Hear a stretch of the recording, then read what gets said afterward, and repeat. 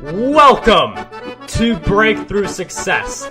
I'm your host, Marc Guberti, founder of the Content Marketing Plaza, bringing you 3 new episodes each week where I and top-level guests teach you how to take your business to the next level and achieve your breakthrough. And before we jump into today's episode, let me ask you a quick question. How much would your life change if you could make 6 figures from your content?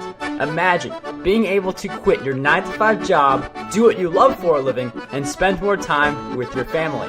That's what we help our students do at the Content Marketing Plaza, an 8-week program that will help you build your way to 6 figures via your content.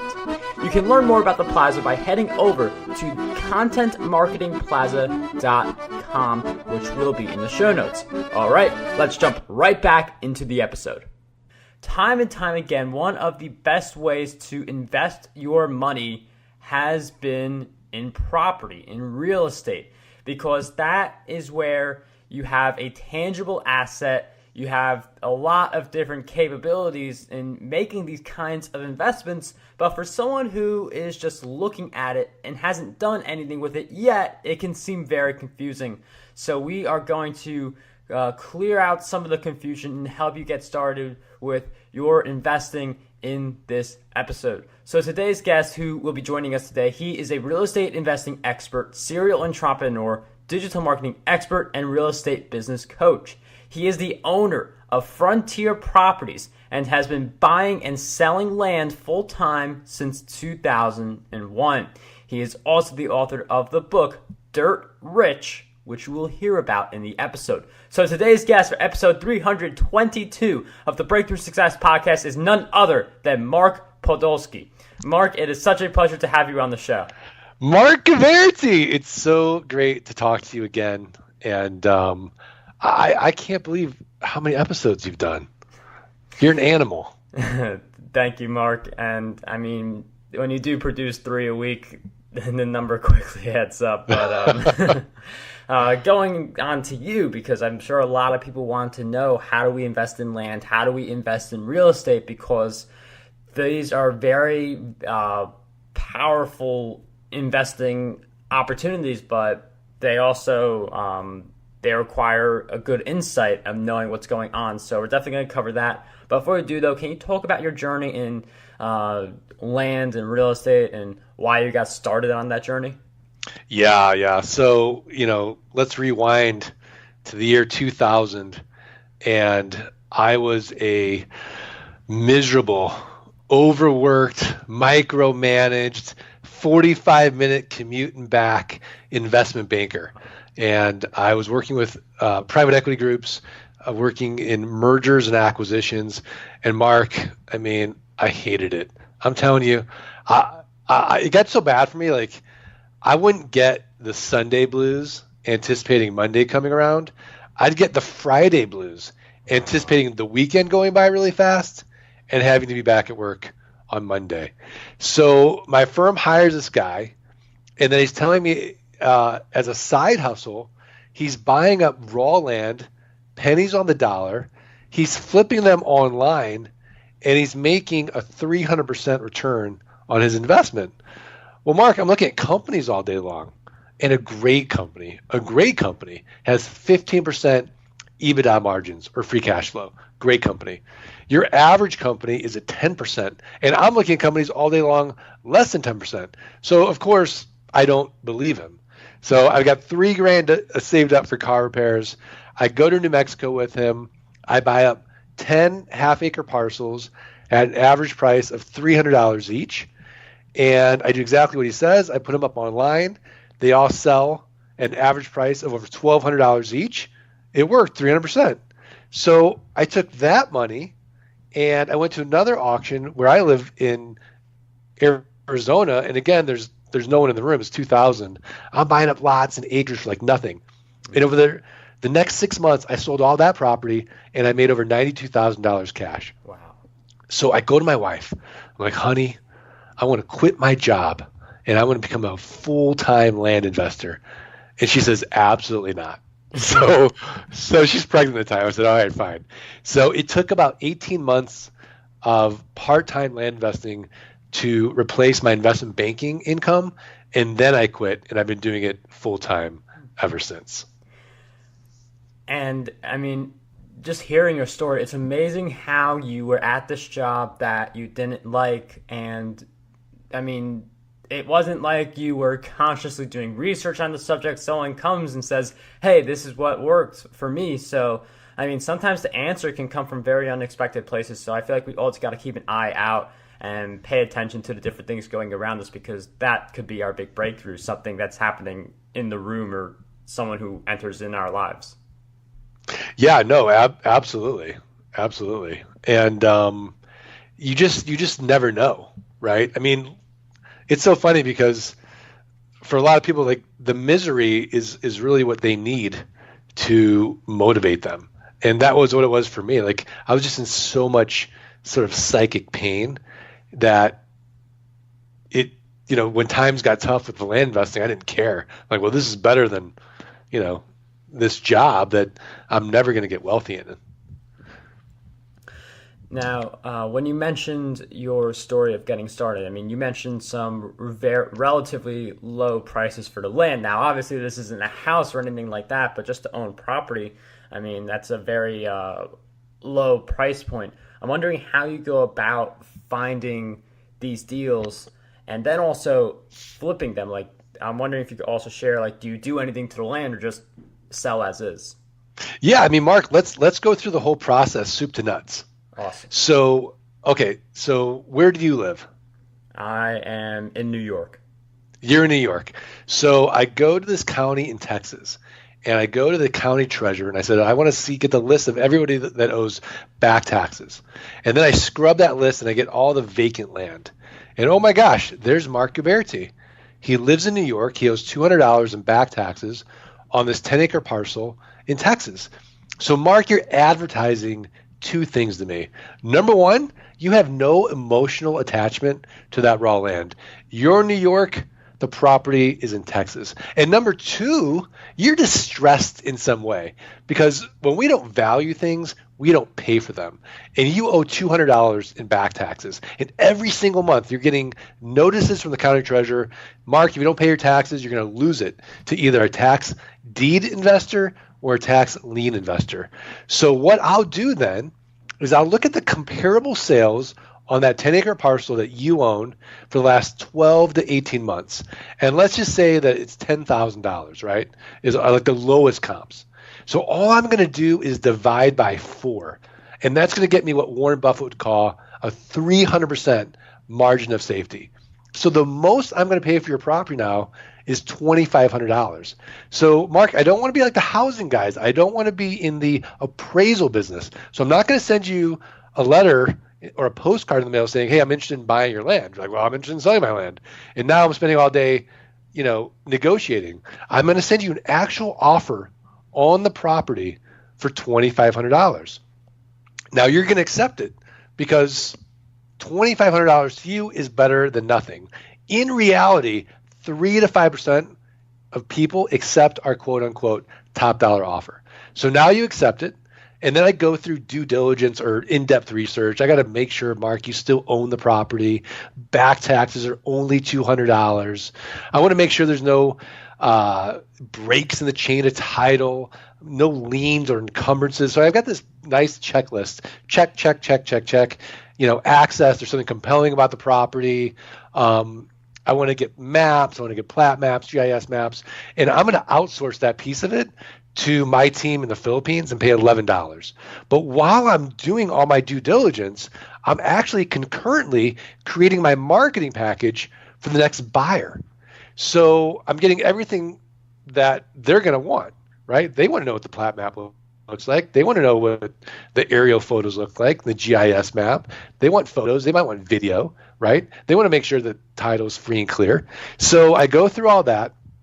I buy the property from you for $2,300 to your net. I pay the $200 in back taxes. Now I own the property. And then, Marc, I'm going to sell that property in 30 days or less. And I've got a built-in best buyer for that property. Do you know who it is? The neighbors. So I'm going to send out neighbor letters saying, hey, look, Here's your opportunity to expand your holdings, protect your privacy, protect your views, and own this 10 acres, right? Oftentimes the neighbors will buy it retail. So I'll own or finance it. I'll get $2,500 as a down payment, and then I'll make it a car payment. Let's say $449 a month, 9% interest over the next 84 months, right? So now I've got this one-time sale. I've got this recurring income of $449 a month for the next 84 months. And Marc, I don't have to deal with any renters, rehabs, renovations, or rodents. Now, let's rewind the marketing piece of it. And let's say the neighbors pass. If the neighbors pass, I'm still going to sell it in 30 days.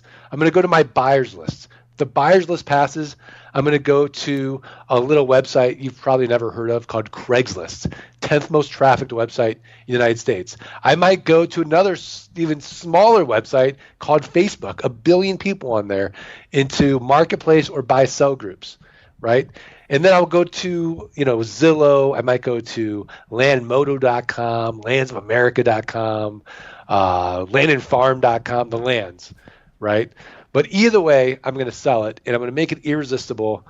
And then the game that we play is, can we create enough of these land notes where our passive income exceeds our fixed expenses? And then we're working because we want to, not because we have to.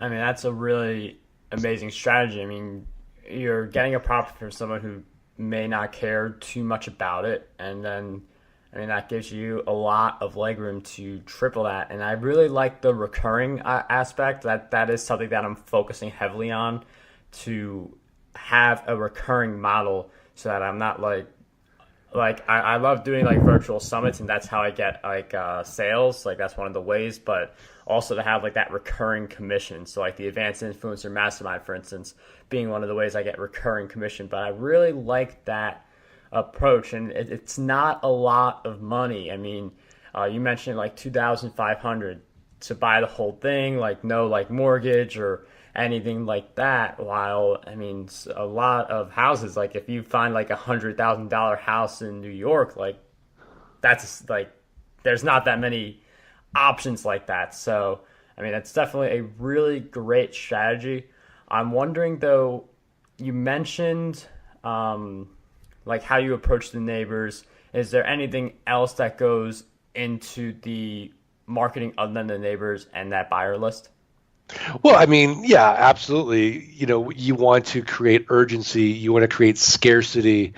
You want to give them a clear call to action. I mean, it's just basic marketing fundamentals when you create ads for your raw land. So if the neighbors pass, then I'll go to my buyers list. I mean, I can pick up the phone or send out an email, and I'll sell property every week, right? But if you don't have that, then you want to go to places where people are hanging out that are interested in buying raw land. So we don't want to be, spending a lot of money on Google ads or Facebook ads driving traffic to a website that nobody really cares about. We want to go where people are hanging out and then interrupt them and say, hey, look, here's an opportunity to buy the only thing in your life that's going to last, right?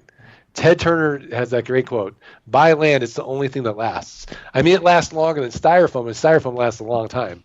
So it's going to outlive you, it's going to outlive me, it's going to outlive everybody, and it's this amazing legacy investment, and that can also only be limited by your imagination. So we get a lot of clients that they buy the land, and they may never go out there. They just like the idea that they own this asset that they don't have to maintain, they don't have to protect, and it's going to go up in value. It's a great hedge against inflation, and if they want to go out there one day and enjoy it, they can. But it's just a fun thing to own for them. And it's interesting you dived into that psychology a little bit. What is the motivation for someone to buy a property? Because some people, they want to do stuff to it. Other people, maybe they just want to say, I own this many acres of land. So definitely something very interesting there. One of the things you mentioned, you said you have this whole checklist of different things, and you have a team, and for $11, you get all those checks checked and all of that due diligence. I'm wondering what goes into automating a real estate business, because I feel like that's something that a lot of people especially when it comes to real estate, are afraid of doing. Right. So we're 90% automated between software, inexpensive virtual assistants, and a software system called geekpay.io that automates collecting the money every single month. So on the front end, essentially what we're doing is we're getting that list, and then we're scrubbing that list and we're uploading it into our software program. That software program has an API and talks to a company called lob.com. Lob will then take that list, they will do address verification, and then they will send it out automatically at first class mail, right? So then when that mail goes out, we start getting our offers back, and then from there we have our intake manager that talks to the sellers, because sometimes the sellers don't understand the offer. Maybe they just want to yell at me, right? So we want to make sure that those sellers are really sellers, and so we have to qualify them. So the intake manager does that, and then they get a little bonus for getting the price even lower. So they're motivated even to negotiate with the seller. So then after the seller essentially agrees to sell us the property, we go back to the Philippines and we give them the legal description of that property, and then we create that due diligence. Again, I'm not spending any time doing that. That's already been automated with our virtual assistants. Then that comes back, and essentially we can then use Lob again, and using Lob we can send out the check to the seller, right? If it's $5,000 or more, we'll probably close to a title company. $5,000 or less, we'll close directly with the seller. So then we own the property. Then using our software program, we use that same mail merge again, but essentially we have our VAs go in using the GIS map. They get all that that neighbor information. We send out the neighbor letters, and then we send out email, which again is automated, to our buyers list. And then we have our ad writing team, again, based in the Philippines. They start creating the ads. And then we use a program called postingdomination.com/the Land Geek, and that we can create about 124 ads on Craigslist and Facebook by just pressing a button. Just automates it, right? So it just goes out. And then from there, as we start talking to our potential buyers, we have an acquisition manager that handles that. And then once they close on that, we use the software geekpay.io. It's a one-time set it and forget it system where we get all of our borrowers' information, we collect the down payment, we collect money each month via ACH. But Marc, if the ACH fails, we have a credit card on file as a backup. So we've literally lowered our default rate from 8% to 4% using software. It automates the notifications. Our borrowers can go in at any time, see their current balance, make a prepayment. So it completely eliminates me from the business. So essentially, I work about 2 hours a week in Frontier Properties, where I talk to the team once a week, and I just look at the numbers. How many offers went out? How many deals are pending? Or how many deals will we buy? How many deals are pending? And how many deals will we close? And as long as those numbers stay, sound, I don't need to break anything in the business. So, the idea being that I should be able to travel the world, and this business just keeps bringing me mailbox money every single month on an automated passive basis. I mean, it's amazing just to hear that system and how you have so many different softwares and tools and people filling different roles who are really making this delegation, this automation part possible. I mean, Marc mentioned a lot of softwares. I've been jotting them all down. Those will all be in the show notes, marcguberti.com/E322. And one of the things that you mentioned in your book is a certain trait that we need to be successful in land investing and in real estate. So I'm wondering if you could share with us what that number one trait is. Yeah, the ability to embrace the suck or grit. Is that what you're referring to? Yes. Yeah, absolutely.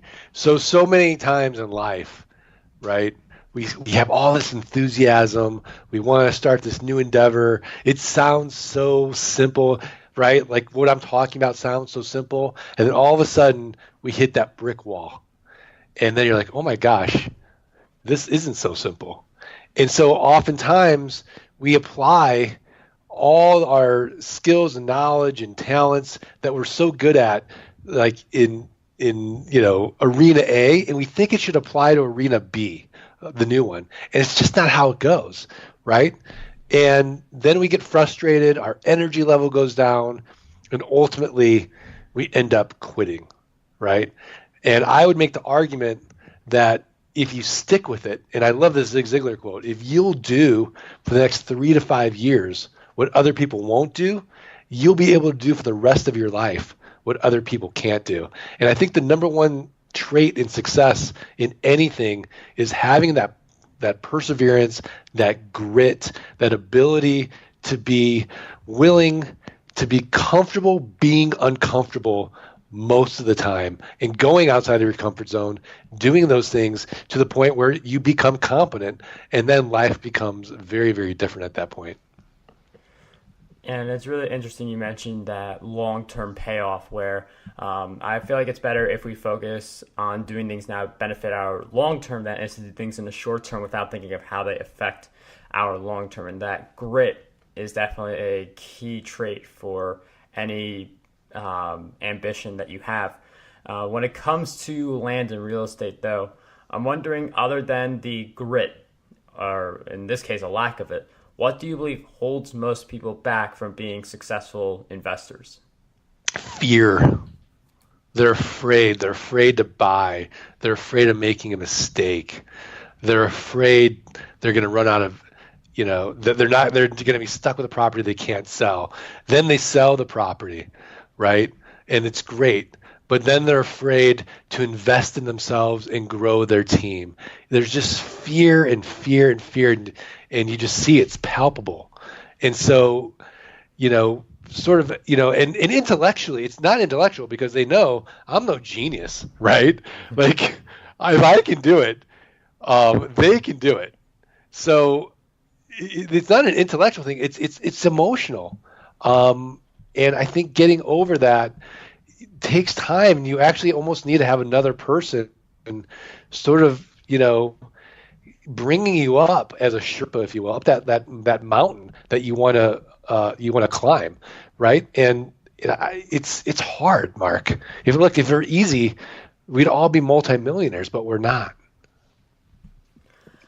And I mean, the fear really is, it definitely is the key thing that holds a lot of people back. And I mean, Mark said it earlier, you have to be comfortable with getting yourself uncomfortable, really going after ambitions where, you wonder if you can accomplish them, but if you put your mind to it and you have a plan of how you're going to make it happen, then it's obviously more possible. But you have to get comfortable with this idea of being uncomfortable to hit your goals.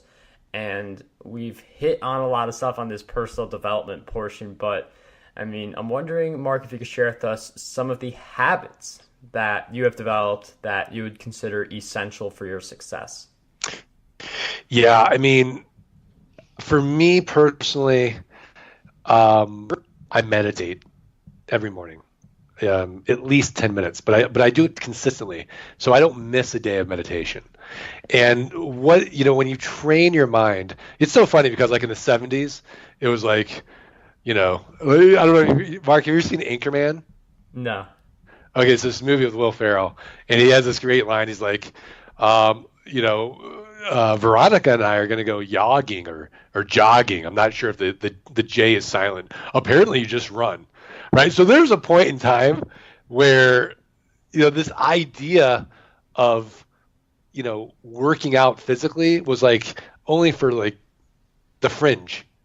And I think today it's not as fringe, but I think meditation is just as important as working out physically is for your brain, and having this awareness of your thoughts and when you're getting lost in thought, because when you see your thoughts as just thoughts as they come and they go, you start becoming, super curious about like, who is that person thinking? Like if we personified the person in our head that's thinking all the time, we wouldn't hang out with that person.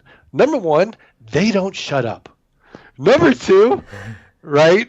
They flip-flop at constantly. Oh, and they're constantly judging every single moment. Oh, this is bad. Oh, this is good. Oh, it's cold outside. Like, okay, like why can't I just be? Why does everything have to be judged?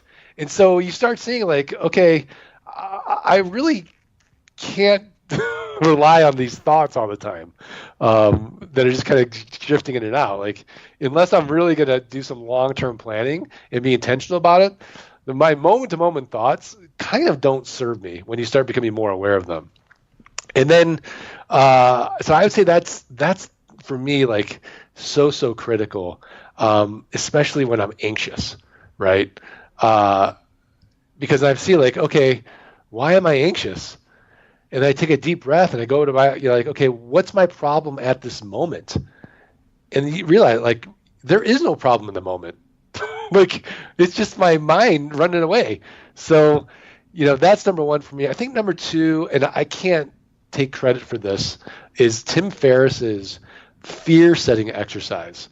And doing that at least once a quarter is so powerful, because then you get onto paper something that you're afraid of, and it's no longer just sort of floating around in your head and kind of giving you this little underlying anxiety.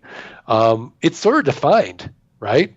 And then you can deal with it, and then you can kind of see like, what's the absolute worst thing that could happen, right? Well, what would be the steps I could take to repair those things? What are the outcomes or benefits, that are probably more probable, right? If I were fired from my business today or my job today, what would I do to get things under financial control, right? What things am I putting off out of fear, right? What is this costing me? And then what am I waiting for? Like these 7 questions you can ask yourself, this fear setting exercise, and you can just kind of Google Tim Ferriss fear setting and go through it. He's got a TED talk on it. Really, I think helps, mentally prepare for those things that you're just kind of, you feel fearful, but you don't know. And now it's like, okay, here it is in a concrete form. So I think, that's really great to do as well. And then I think number 3 is just having this growth mindset every day, being curious, having growth, learning through podcasts or books, whatever it is, because, just kind of tapping into the collective wisdom of the world is super important. So I think those are my top 3. I don't know. What about you, Mark? How would you answer that? I mean, a lot of them are similar. I mean, growth mindset, that's a big one. 322 episodes, we mentioned that earlier. That's 322 conversations, not including virtual summits, where I've been able to learn from a lot of awesome people like yourself, Mark. And I mean, that's the big one. And then just like continuously taking action. I mean, I believe that when it comes to stress, the way that you solve that is by taking action, unless it's something you can't control, such as like someone's you're waiting for a decision or something like that. Like you did all the work, now you got to wait for a decision. That decision is like you're stressed out about that. But I mean, the way to solve a lot of the stress and a lot of the problems is just through consistent action in the right areas. Yeah, I love the quote. Action may not always bring happiness, but there is no happiness without action. That is true. Yeah, that's great. So in this mind of sharing quotes and a lot of awesome insights and mentioning the whole growth mindset where, I mean, you mentioned listening to podcasts. You in your car at home, you're doing that right now, joining us at Breakthrough Success. Another great way to learn, and this is one of my favorite ways, is to read as many books as possible. So, Mark, I know you've got your book, Dirt Rich, which will be in the show notes, but I'm wondering if you could share with us 3 other books that you believe will have a positive impact on us. Yeah, I saw you had Seth Godin back on your podcast, and I think his marketing book is fantastic. And I love everything he writes, actually. So anything from Seth Godin, I think, is great. I'm reading a book. I'm really enjoying this, Mark. Have you read Willpower Doesn't Work by Benjamin Hardy? Yes, he was actually a guest on the show also. Are you serious? Yeah. I love that book. So I really like this idea of creating your environment for success, right? And how important that is. So, and how easy it is today. Like if you want to hang out with you and me and three other people, like just start listening to these podcasts, right? It's pretty easy to do. So I really enjoyed that book. Um, the Let's see, what other book did I just read that was great? I always love going back to Essentialism by Greg McKeown. I think that's like a book to read quarterly, finding out what matters most and then ignoring everything else. Blue Ocean Strategy is a great book. A book that I found that was really helpful as far as growth and the way to think about things was The Courage to be Disliked, a Japanese author by Ichiro Kishimi and Fumitake Koga. I really enjoyed that book. I think 12 Rules for Life is a meaty book, but worth a read as well. And then for those people that love marketing, I think the Never Lose a Customer Again book by Joey Coleman is really helpful. Mark, thank you for those great book recommendations. All those will be in the show notes, markguberti.com/E322. We will also throw in a link to some of the book recommendations that I've made. I've just created some new Amazon store thing. Like, this is literally the first time I'm mentioning this on the show. Like, I think it's amazon.com/shop/Marc Guberti, and you'll find a bunch of different books that I recommend and what some past guests have recommended. So I'm pretty sure that's the link, but we will definitely have that in the show notes. And Marc, you've really shared a lot of incredible insights with us today. But I'm wondering if we could wrap up by you sharing us one question that you believe we need to ask ourselves more often. One question that we should ask ourselves more often. That's a good question. I think the question that we should ask more often is, will this decision that I'm making eliminate 1,000 other decisions? I think that's a really interesting question to ask, especially, if for anything in life, right? So, let's just take diet, which is a easy one to pick on, right? So what would be the decision I can make if I want to improve my diet that will help me, eliminate 1,000 other decisions? So if I ask myself that question, well, how about no sugar, right? And if I say that, okay, no sugar, that eliminates 1,000 other decisions I have to make. So it's my birthday, so what? No sugar. My kid's birthday, so what? No sugar. It's Christmas time, so what? No sugar, right? I don't have to think about it. It's the rule. It's not like something, okay, well, 95% of the time there's no sugar. It's just, this is it. And it eliminates all these other decisions I have to make. And we can do that so many times with other things in our life, with work or and play or whatever it is. So I think that's an interesting question to ask. I'd be curious, what's your favorite question, Marc? Oh wow, getting flipped on the other side of the conversation. My question would be, what are the things that I have to do today for me to realize the ideal future of myself that I want to live? That's interesting. I like that. Well, it's like goal setting on steroids.